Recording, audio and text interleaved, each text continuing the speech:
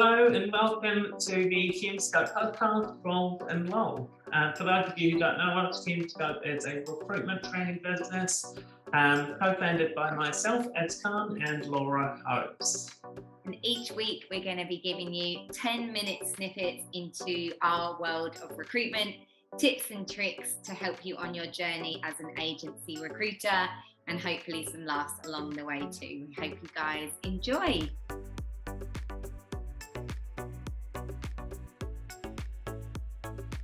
Hello everyone. Hello. Welcome to the episode. This week we're talking about the thing that I love the most. It's Ez's happiest place. Content, but more specifically on a much more micro scale, content on LinkedIn and how do you start? We get these questions all the time. We've trained hundreds of recruiters and I'm connected with around 8,000, you're connected with about the same, so 16,000 people. Very few people across recruitment are actually creating consistent content. Yeah. And I think the reason for this, genuinely, the conversation I have so often with recruiters is like, why would people want to hear from me? Yeah. Like, why do people care?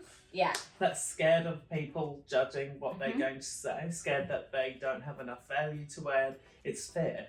Yeah, and it is vulnerable. When you first start posting, it is vulnerable, but you need to apply a bit of a format to it. Because what you ultimately have to remember, and I think if you only took one thing from me away in this episode, it would be that your content is not about you. It has to be about your audience. And if you can have that mindset when you're doing it, like, is this adding value to my audience? It will be so much easier. Or is it a nice little ego trip and I really like this subject so I'm going to write about it? That sort of content really bombs. And one of the questions that we get asked quite a lot is, well, what do I write about? I don't have any ideas. And I'm like, that's absolute nonsense. Like, if you're a recruiter, you're speaking to, I'd say anywhere between, let's say, 25 to 50 people a week. And if you're as a minimum, I reckon. And you could do that usually you're speaking to people all in the same sort of sector, the same sort of role type, same sort of clients. Every week, or at the end of every day, you should be writing down the types of conversations you're having. What you will find is when you do this consistently, there'll be common threads. You'll be asked questions, the same type of questions, by candidates. It might be around remuneration, flexibility, whatever it might be, there'll be common threads to those conversations you're having consistently. And same goes for your client side. That's your ideas list. Flick yourself an email. Like, 4 candidates today have asked me about, do I get a company car? I'm like, that's never come up before. God, why are people asking for company cars? Maybe there's something in this. And flick yourself have a little ideas list folder. And when you're in a creative mindset, and it's different times for different people. Mine is early morning, I can write. But that's your ideas list. And you come back to it and you go, great. I know we've had these conversations, that's what I'll write content on. What I find I need to do as well is I actually have to sit down and carve out time at the beginning of the week to go, right, what do I, based off of my ideas list, because what I tend to do is like exactly that. You'll have these conversations, things will come up, throw them onto my Trello board, or you can chuck them wherever. But I need dedicated time to go, okay, what am I going to post this week? What days am I going to post it? And let me just write the content now, because I feel like it can be one of those things that slips down the list in terms of priority. And what can happen is suddenly it's Thursday and you haven't posted that week, and you're like, well, it's a bit weird if I just posted that, and then you don't end up doing it. And it does need maintenance. Like, it does require consistency. Yeah, that is the key. And we see this occasionally. You'll see a consultant all of a sudden starting to post for 2 weeks and it drops off the face of the earth. And I've had those follow-up calls with those people where I've gone, you started posting and you just went off, I got really busy, it's like wasn't a high priority. I'm like, and usually it's, I didn't really get anything from it. I'm like, you did it for 2 weeks. I also don't know what people are expecting to get from it. Like, you don't post a post and then someone goes, here's a job. Like, that isn't just not how it works. What it does is create familiarity for your outreach strategy. So that when you are getting in touch with people or you are posting about your jobs, there's some warmth and familiarity with your name there, but it doesn't lead to, yes, now we get inbound stuff, but that's years in the making of people being like, hey Laura, I've actually been following your content for a while, would love to have a chat about this. But I think people think that they're suddenly going to get an influx of work. I did 4 posts and I got no business from it. I'm like, of course you didn't. That's not how it works. No. And it's building your brand, and it's exactly that. It's that familiarity. And with that consistency, don't even bother. If you're not going to commit to it for 6 months minimum before you start assessing what's working, what isn't, don't bother. But I can tell you for a fact, HumeScope would not be where it is today without the content that we put out. Oh, we've never done a single outreach call. Yeah. We've never ever picked up the phone to do business development cold. 350 attendees to our courses. Yeah, we've never done an outreach it's BD all LinkedIn. call. It is. And the same goes for my other business, Spence Lane. That was built on complete content strategy. And that's where we got leads.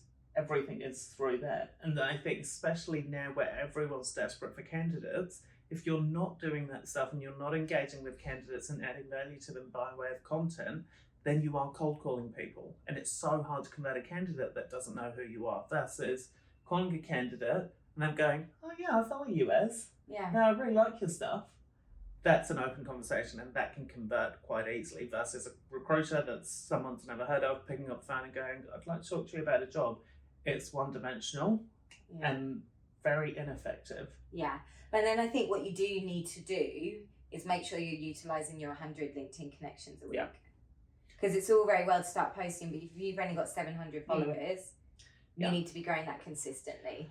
Oh, and last few tips for LinkedIn posting, specifically hashtags. Use up to 9 hashtags. Don't use any more than 9 because LinkedIn will deprioritize you in the list.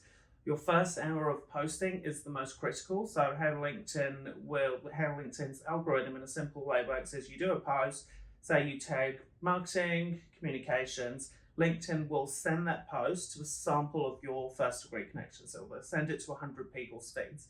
If those people don't engage with that content, LinkedIn will deem that as ineffective content and they won't push it out into other people's feeds. So when you post, make sure your tags are going to be relevant for the content. Because if you tag marketing and it goes out to 100 marketers in your network and it was nothing to do with marketing, those marketers won't engage, meaning your post gets deprioritized. Make sure you're effectively using your hashtags. If you're putting a link in your post, make sure you put that in the comments, not in the body of the post. So LinkedIn again will deprioritize links that take the LinkedIn viewer away from LinkedIn. So if you've got a YouTube video, a link to your website, don't put it in the main body of the post. You'll notice that Laura and I, whenever we post, if there's a link, at the end of the post, it will be link in comments. Yeah, and then I always forget to put the link in the comments. Don't forget to put the link in the comments. Every post I do, I get someone message me being like, hey Laura, just where's the link in comment? I'm like, oh yeah, the post was out in the world and now I'm over it. And lastly, images and video. They sell. Think about how you utilize social media. LinkedIn is a social media platform. If you're scrolling through, what do you stop on? You stop on images, you stop on video. So try to, as the very best you can, don't just have a text post because it won't get as much engagement as an image or a video post. Whew. Hang on, what's the time?